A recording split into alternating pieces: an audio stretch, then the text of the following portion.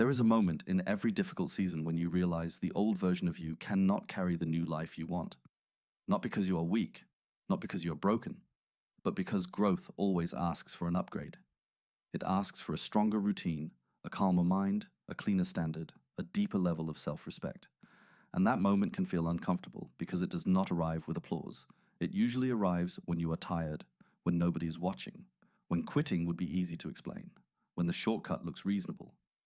That is where your next level is built, not in the perfect mood, not in the perfect week, not when every problem disappears. Your next level is built in the ordinary choice that happens right in front of you. You do not need to become a completely different person overnight. That pressure is too heavy, and it is not how real change works. Real change is smaller, quieter, and more honest. It starts when you ask, what would the stronger version of me do next? Not next year. Not after everything is fixed. Next. Maybe the stronger version of you would put the phone down and finish the task.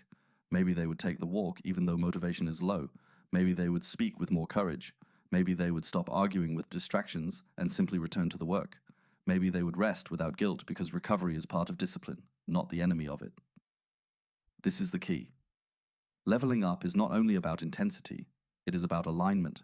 It is making your actions match the person you say you want to become. A lot of people think confidence comes first.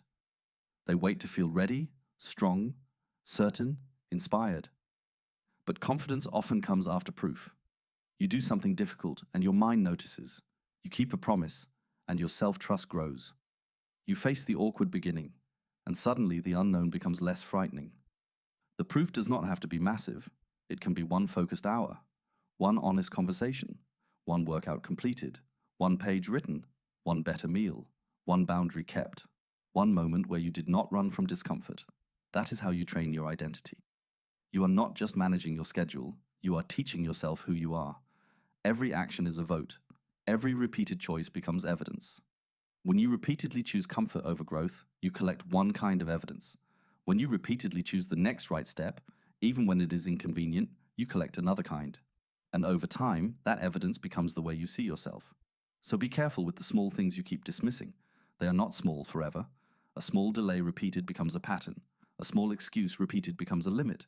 But a small act of discipline repeated becomes strength. A small act of courage repeated becomes confidence. A small act of focus repeated becomes a new direction. You do not rise because life gets easy. You rise because you become more capable. Think about the person learning a skill after work. Exhausted but still opening the notebook for 20 minutes. Think about the athlete rehabbing slowly, doing basic movements that nobody claps for. Think about the parent rebuilding stability, making one responsible decision after another. Think about the student who feels behind but chooses to study instead of spiral. Think about the person healing from disappointment, deciding not to become bitter, deciding to move with dignity. None of them are being carried by perfect motivation. They are being carried by a decision. I will not abandon my future just because today feels heavy. That sentence matters, because heavy days will come. There will be days when your mind is loud, your energy is low, and your progress feels invisible. On those days, do not demand a heroic performance from yourself. Demand honesty. Demand one clean action. Demand that you stay connected to the direction. If you cannot do the full workout, do the warm-up. If you cannot study for 3 hours, study for 20 minutes. If you cannot solve the whole problem, organize the first step. If you cannot feel confident, act with integrity anyway. Discipline is not always a roar. Sometimes it is a whisper that says, I am still here, and that whisper can change everything. Because when you stop waiting for ideal conditions, you become dangerous to your excuses. You begin to understand that discomfort is not a command to stop. It is a signal to pay attention. It is telling you that you are crossing into territory where the old habits do not control you as easily. That first stretch is supposed to feel strange. The mind resists what it has not yet practiced, but practice makes the hard thing familiar. The first time you set a boundary, your voice might shake. Set it anyway. The first time you walk into a gym, a classroom, an interview, a new routine, you might feel out of place. Walk in anyway.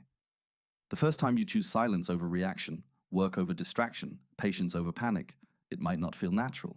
Choose it anyway. You are not proving that it is easy. You are proving that you can move while it is hard. That is strength. Strength is not pretending nothing hurts.